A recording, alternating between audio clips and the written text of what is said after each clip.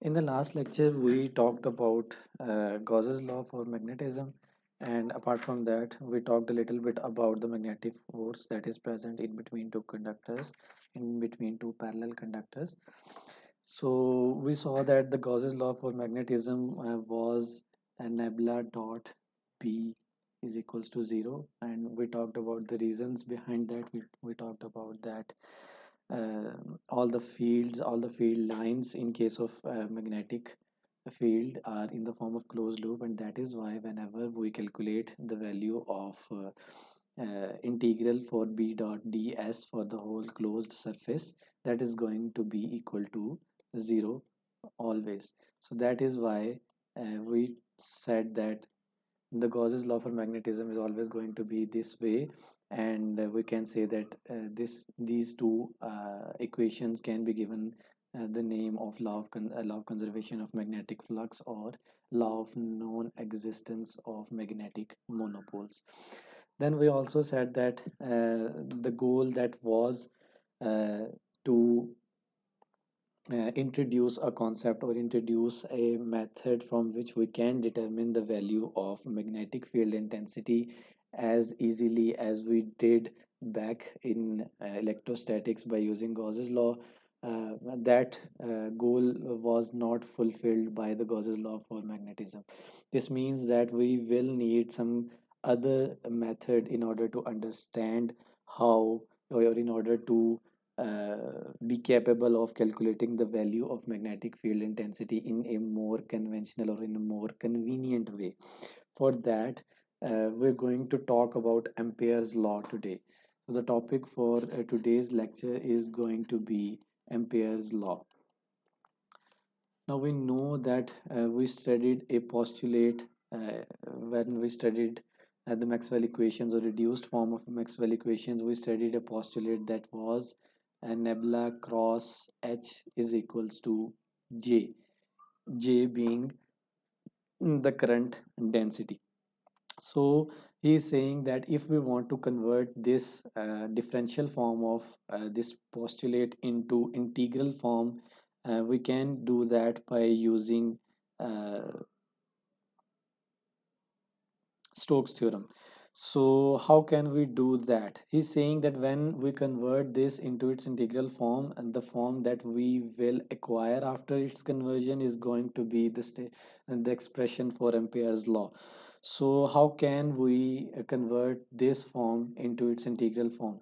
What we'll do is that if we reflect back to the Stokes theorem, we knew that we had the curl of a vector field, and we took a dot product of that curl with its surface vector, and we integrated that term with respect to its whole surface. So as a result, that was equals to the vector dot dl for a closed contour that is containing that surface. So for that case, what we'll need to do is we'll need to take surface integral on both sides. So what we'll do is that we will multiply both sides. You take dot product with respect to the distance vector in on both sides of this equation, and we'll take integral according to the surface. So we have that left hand side of Stokes theorem here, and by Stokes theorem we can write this in the form of H dot dl for a closed contour. So this is the Stokes theorem. We have proved this Stokes theorem, and we have studied this conversion in detail when we studied the curl of a vector field back in vector analysis chapter. So we can transform the left hand side into this. And what is this? This is basically the value of I. If you can remember, we studied that I was equals to J dot ds. Okay, so we'll write this in the form of this. So this basically is the expression for Ampere's law. So we have an expression for Ampere's law, Now we need to understand what this contour actually is, or what this expression means physically. He's saying that if we take a dot product of magnetic field that is being generated, that is being generated due to a current carrying conductor, and we have taken that dot product across a closed contour, and that contour is basically uh, en- encompassing that conductor, for example. uh, we'll try to understand this by means of graphical representation. It means that if we have this kind of conductor and there is some current that is flowing through this conductor, we know that we'll have magnetic lines of force around this in the form of concentric circles. So he's saying that if we take a closed contour like this, and if we take a dot product of this magnetic field that is being generated due to the passage of current through this conductor, the dot product of this H with this whole closed contour is saying that this is going to be equal to the amount of current that is flowing through this conductor around which we have taken this closed contour. So this is basically the physical meaning of the Ampere's laws expression. But we have a question here that if you reflect back to the Stokes theorem, you will remember that this closed contour will have a direction. In the Stokes theorem, we took that direction arbitrarily according to our own consent, and the result that we got after the calculation, that basically depicted the actual value of that vector for which we were taking the dot product. But in this case, he's saying that it is better for us to take the direction of closed contour, uh, which is essentially the same for H. How can we do that? How can we uh, guess or estimate or guesstimate, if we want to call it, how will we guesstimate the value of the direction of this closed contour? So we can guesstimate the value of this closed contour by using the right hand rule. We know that the direction of current is in the upward direction, so we'll place our thumb in the direction of current and our fingers will give us the direction of magnetic field. So whatever the direction of our fingers is, we will take that direction uh, to be the direction of our closed contour. So he's saying that the sign convention for direction of C is taken so that I and H satisfy the right hand rule defined by Biot-Savart law.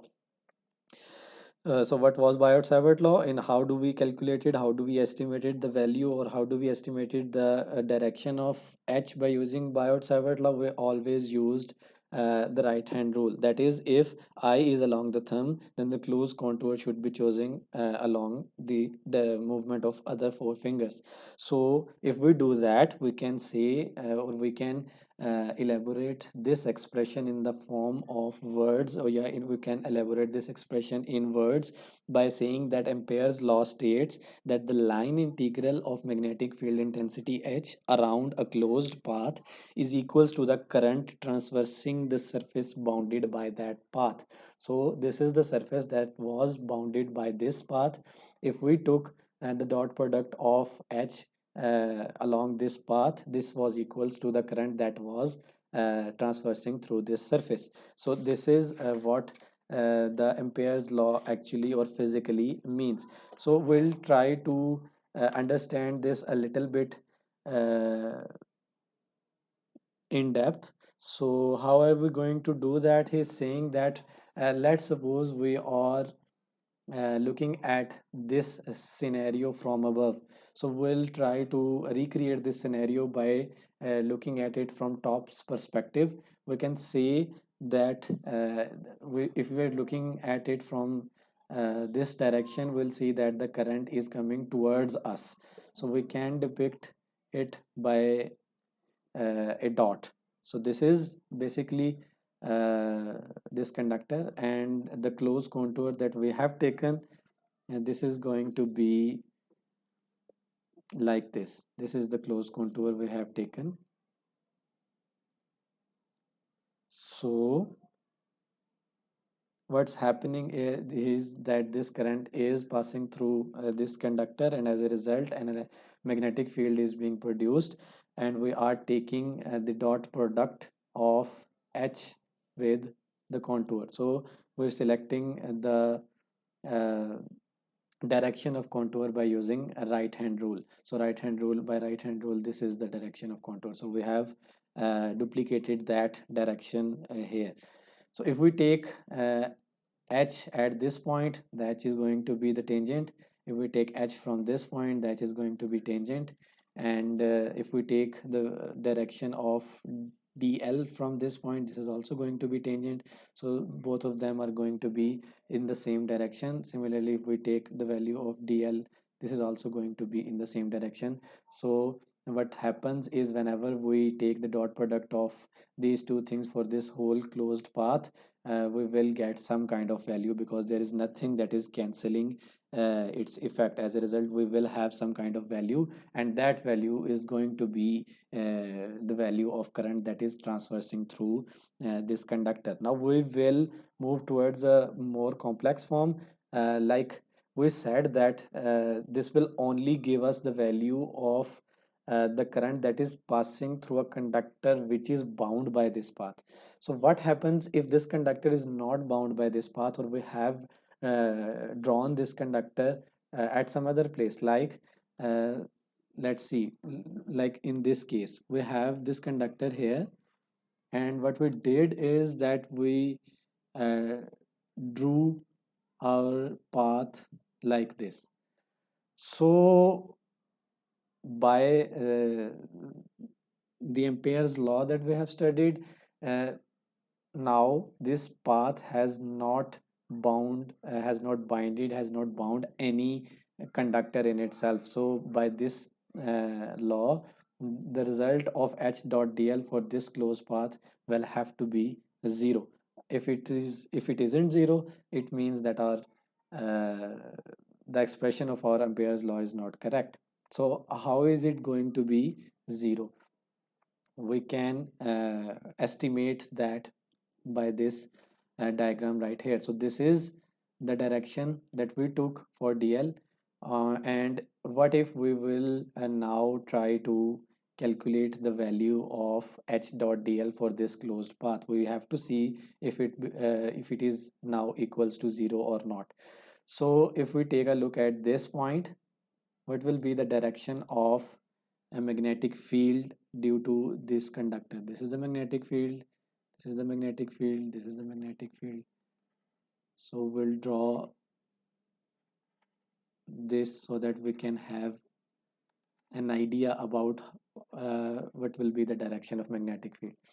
So this was the direction of magnetic field according to right hand rule. Okay, so if we take a look at this point, at this point the direction of H is this, and the direction of DL is also this. So the result of this dot product is going to be positive. At the same time, if we take a look at this point, the direction of DL is going to be downwards because this is anti-clockwise, but the direction of H is going to be upwards. So this is like this. So whatever the value of H dot DL is here, that is positive. At this point, this is going to be negative. And whenever we calculate H dot DL for this whole closed loop, this positive is going to cancel the negative one, and as a result, the closed integral will become 0. What does it mean? Does it mean that uh, this conductor is not producing any magnetic field? It doesn't mean that this conductor is not generating any magnetic field. It just means that whatever the closed path that we chose, it does not bound any conductor, or there is no current flowing through any conductor which is bound by this path. So essentially that had to be zero by this law. So we have seen that it is basically zero. There is another thing that we need to talk about. The other thing that we need to talk about is the shape of this contour. Does the shape matters? That means, what if we do not take this contour to be uh, a circle for this case?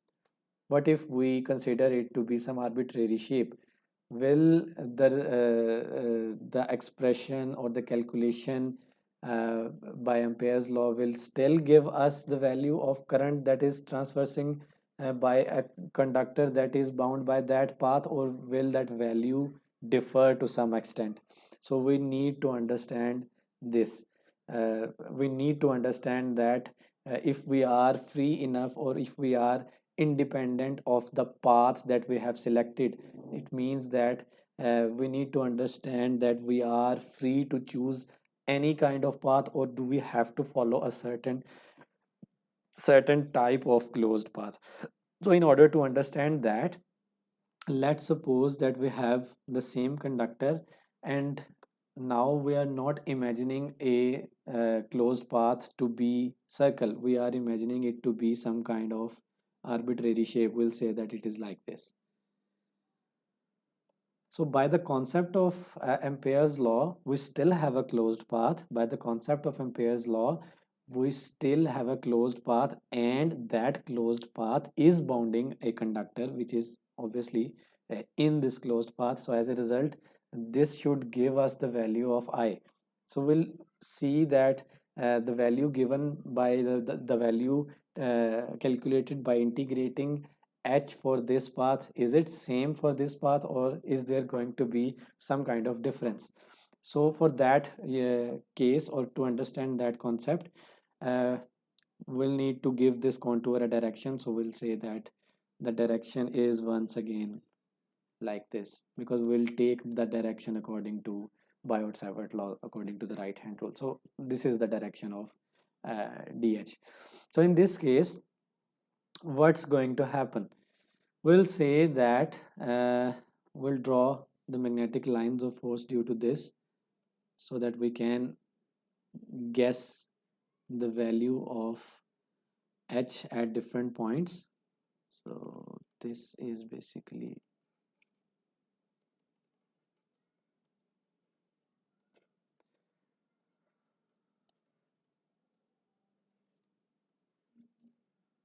so what if we take a look here? If we calculate the value of h dot dl here, the h is in this direction, the dl is also in this direction, so this is going to be positive. But whenever we come back to this part, so here the h is in this direction, but the dl is in this direction, so this is going to be negative. It means that whatever the value we have calculated here, this will cancel out with the value that is here.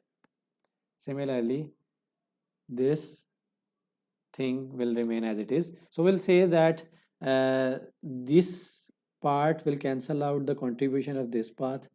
This path will cancel out the contribution of this path, and all that remains is that closed path.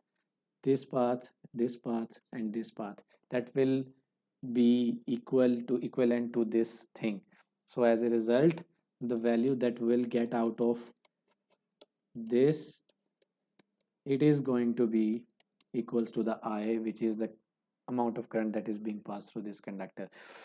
We can also, if you are getting confused by looking this diagram, it is a little bit complicated. You can refer to the concept that we had already studied, which was that whenever we take dl's integral, it was always independent of the path followed. So it doesn't matter which path we follow, we will choose the path according to our own convenience. We will try to choose the path for which it is easier for us to calculate the integral.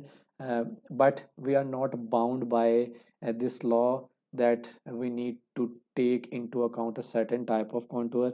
That is not the case, you are independent, you can choose any kind of path, whichever you think that is easier for you to take the integral of. Okay, so he's saying that uh, as in C, the C does not enclose either line integral. What else? He's saying that both C's have different shapes by the line integral of h along the C is equals, but the line integral of h along the C is equal to the current at that point, regardless of shape. So for this case to work, you will have to take into account one assumption. For this case also and for this case also, the assumption is that the value of h should be uniform throughout. That means that the value of h that is at this point should be the same which is the value of h at this point. Only then the positives of this will cancel out this. If this value is stronger than this, then as a result we will have some value of h, but that case is for non-uniform values of h, and we are not taking into account any non-uniform value of h because we are talking about static conditions here. So the main assumption, you will always have to keep this in mind, the main assumption that needs to be taken care of while using the Ampere's law, while using this expression of Ampere's law, is that h has to be uniform. If the value of h is not uniform, then there is a possibility that this law does not will not satisfy in that condition. So this uh, assumption has the tendency to tender this law uh, invalid. Okay, so he's saying that like Gauss's law in electrostatics, the application of Ampere's law is limited to the symmetric current distributions. We have talked about it here, just like we talked about this thing in Gauss's law, that we have that the value of D should have to be uniform throughout the surface, and apart from that uh, it was only applicable to the symmetrical current distribution. That means that the amount of current that is flowing through this conductor should also be uniform, should also be symmetrical, should also be uniform.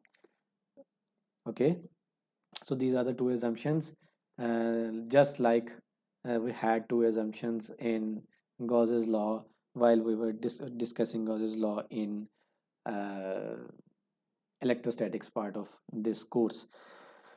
So in the Gauss's law, the surface that we imagined was called Gaussian surface. Similarly, in Ampere's law, the contours that we imagine are called Amperian contours. Okay, so keep this in mind.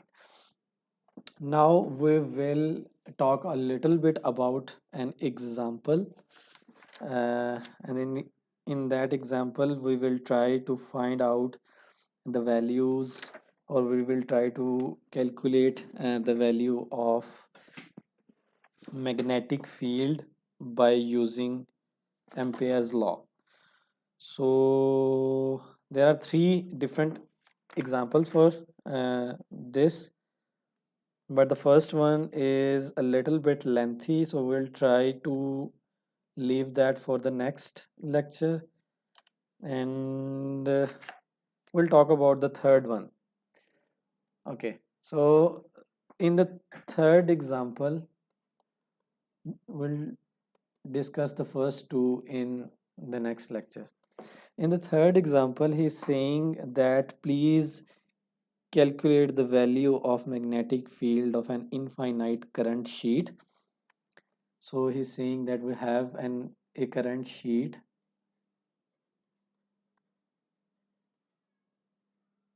This is its dimensions are infinite. Okay, and the sheet is placed in xy plane. The sheet is placed in xy plane, and the current that is flowing through the surface of that sheet is in the direction of x. So we'll say that Js is equals to x hat Js. He is asking us to calculate the value of h in this case. So we'll try to draw, or we'll try to represent this problem in its graphical form. So he's saying that we have a sheet, and this sheet is placed in x y axis. It means that this is the y axis and x axis is basically coming out of the screen. So above this is z axis, there should be z axis, this should be y axis, and he's saying that the direction of current is in the x direction. So that means the current will come out of the screen. So we'll depict that current by dots. So this is the current density that is flowing through this surface. So we'll depict that by using dots. So this means that we will have to imagine a contour, because we need to find the value of h. So for that case we have to use Ampere's law. This was Ampere's law, that was equals to I, and we need to calculate h dot dl. For that case we need to have a closed contour, and he's saying that let's suppose we have imagined a closed contour like this. This contour is basically enclosing all of this sheet in itself. And how do we put the direction to this contour? We'll use right hand rule. Point your thumb towards the x-axis. The thumb should be coming out of the screen, so the fingers are giving us the direction of contour. So this should be in counterclockwise direction like this. So we have given the contour a direction. Now if we want to mention the value of h, the value of h is going to be in two parts. Why? Because if we take a look at this path, uh, this path, the part which is above the z's axis, so for that case